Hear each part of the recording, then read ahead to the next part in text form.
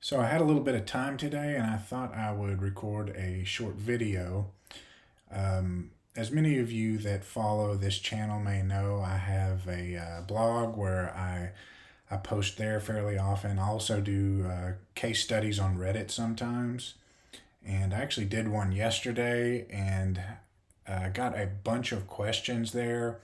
And it made me think maybe I should do a blogging Q&A type YouTube video. So I'm just going to go through in this video and answer a bunch of these questions again, and maybe I could go into a little bit more detail with my answers.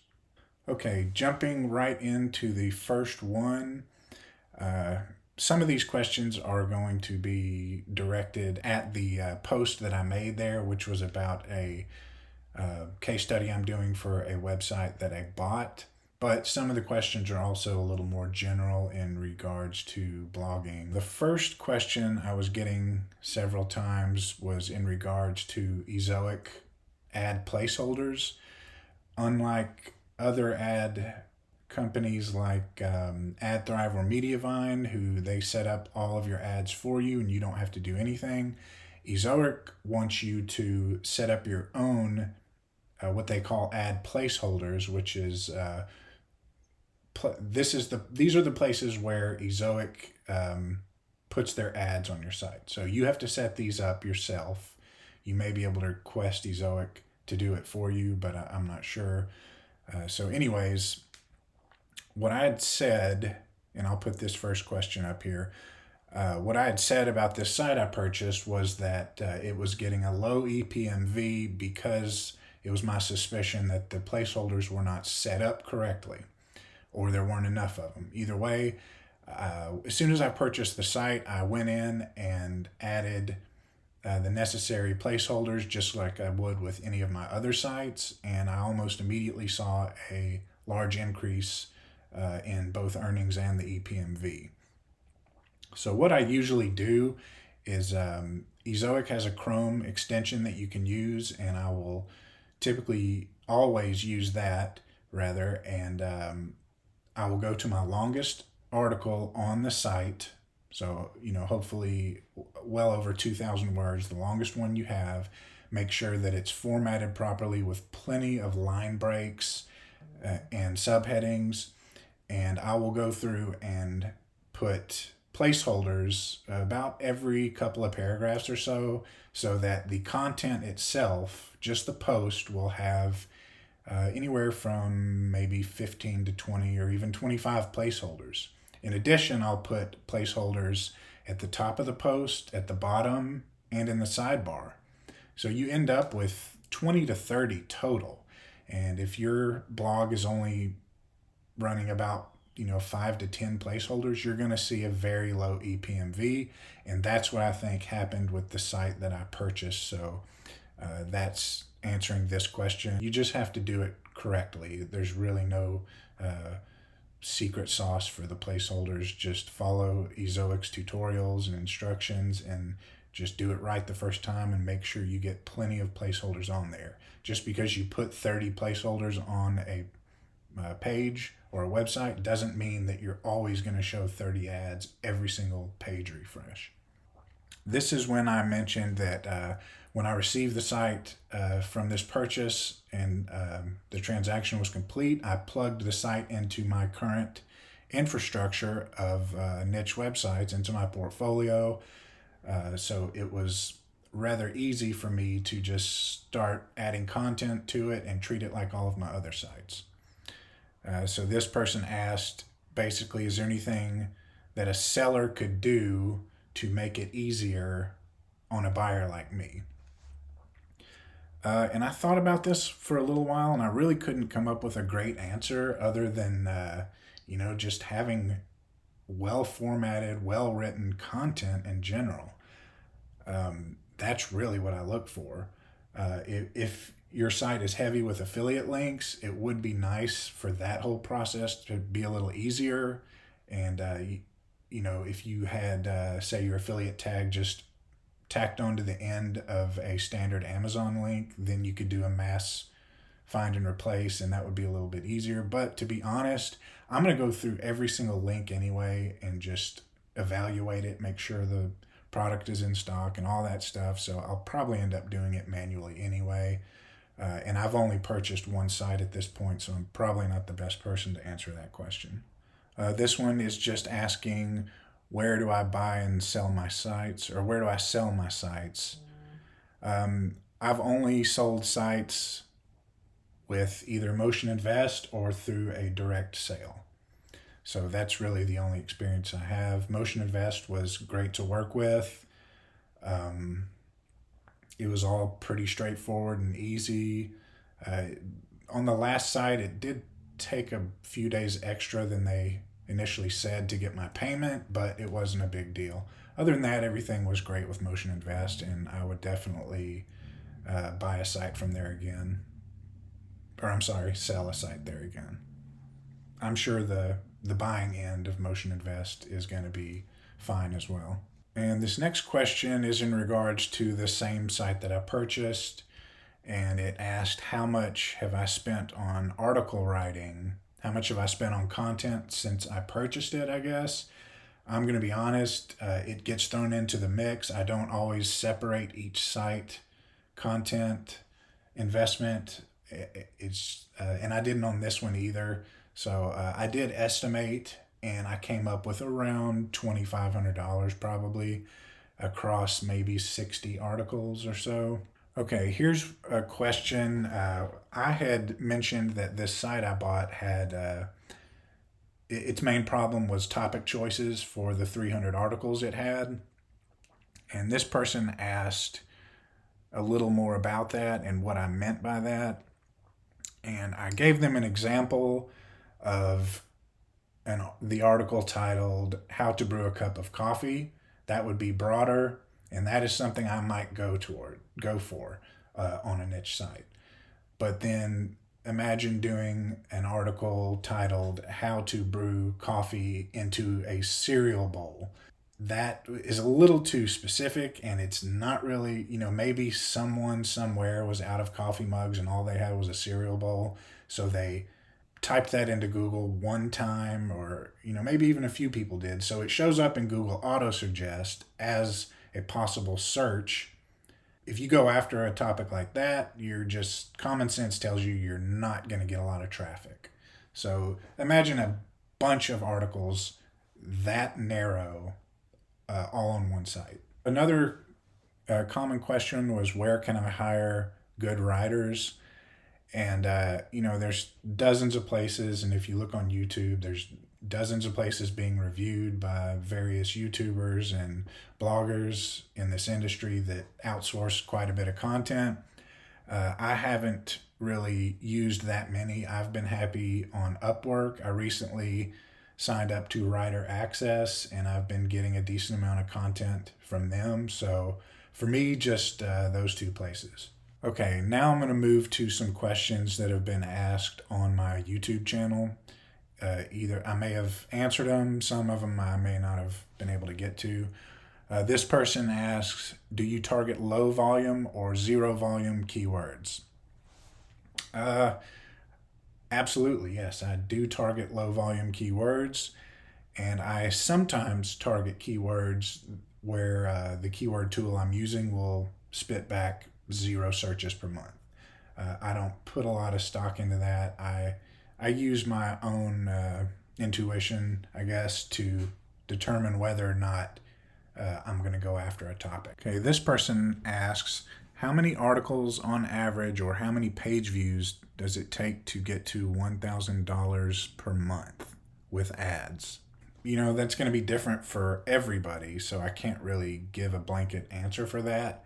I will say for myself, once I get to about 30,000 page views a month, I do expect to be making at least $1,000 a month, but that depends on many different things.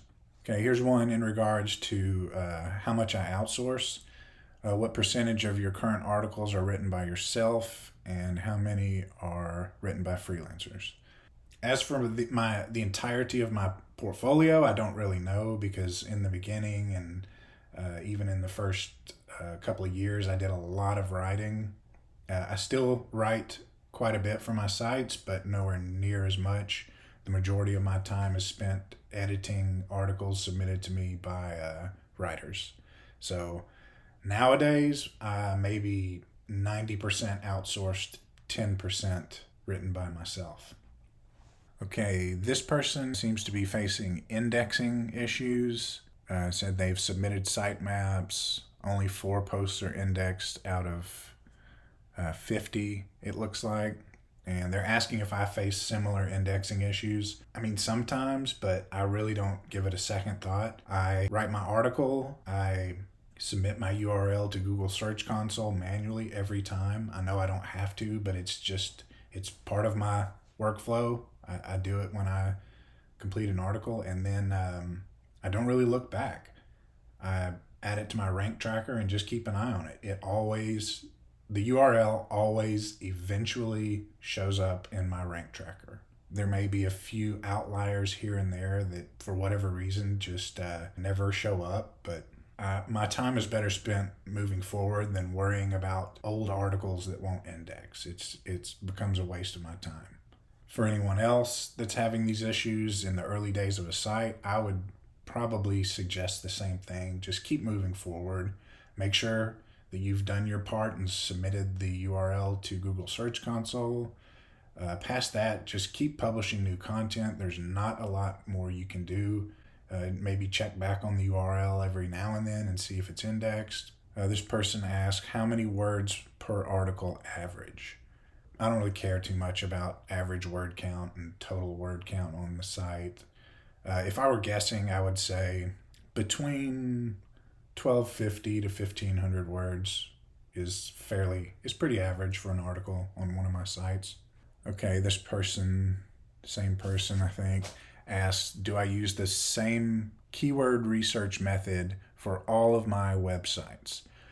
Yeah, I use the same keyword research method for all of my websites. Keyword research is not something that has ever been a hurdle for me. I've never really struggled with it, and I just use the same techniques and strategies across all of my sites. Here's looks like the same person. Do you build backlinks or not? I do not build backlinks. Okay, here's one. This is a good question. Do you add affiliate content or purely informational? I do add both. Lately, I've been sprinkling in some affiliate roundups, but I do mostly just informational content.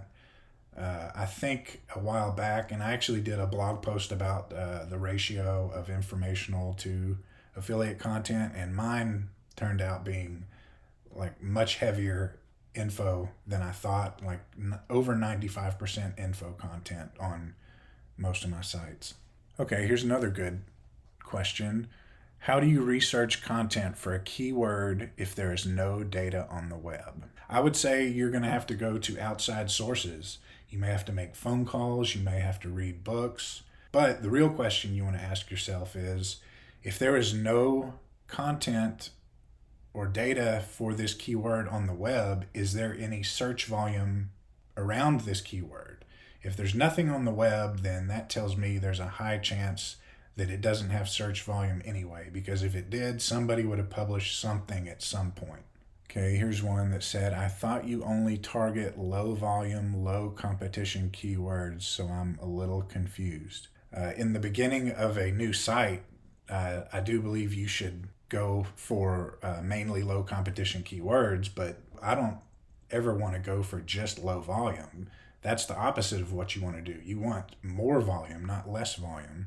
I basically start out low volume, low competition, but as your site grows, as your domain authority grows, you have to adjust your content strategy accordingly. So you want to start going for higher volume and higher competition.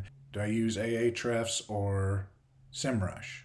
No, I do not. I don't use either of those tools. I wanted to answer this one because this was 7 months ago and I did answer her, but I wanted to update my answer.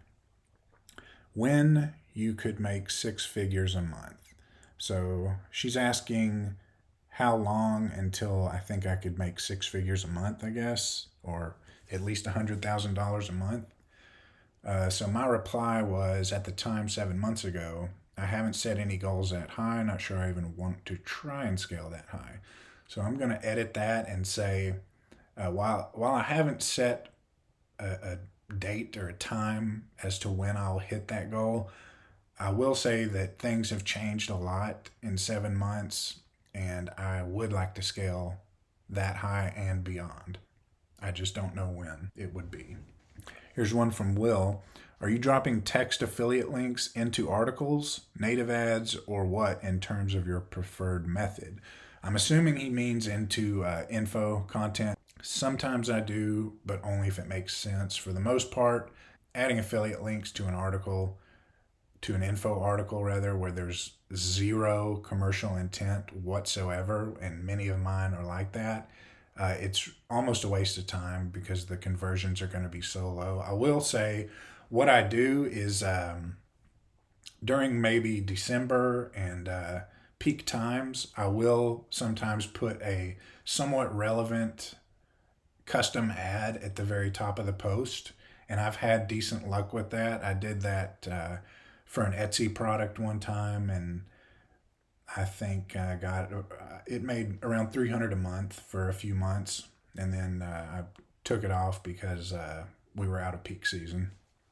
Okay, here's one from 24K Will. He's asking about optimizing for the featured snippet. He's wondering if I put it at the very start of the article or under an H2. Yeah, so the very start of the article for me is reserved for a very general introduction to the content, and I do put the answer target underneath an H2. Okay, this person, it's a diabetic game guy. He's asking how many images I put in a post. Well, that depends on the content. Many of my posts, the title promises images, so I have to fulfill the search intent, which oftentimes means putting in a lot of images. If it's meant to be an informational post that doesn't require images, I'll put just what is needed, I think, because people aren't necessarily there to see images. If you write an article where the purpose of the article is to show someone images, then yeah, you're going to have to put as many as you need to. So it changes, it varies from article to article. All right, here's another one asking, how do you know the RPMs before starting a blog? Like, how much on average does each niche earn? Well, you can't really know that. I mean, we know that personal finance is going to typically be higher than gaming, say, but you can really only have a general idea.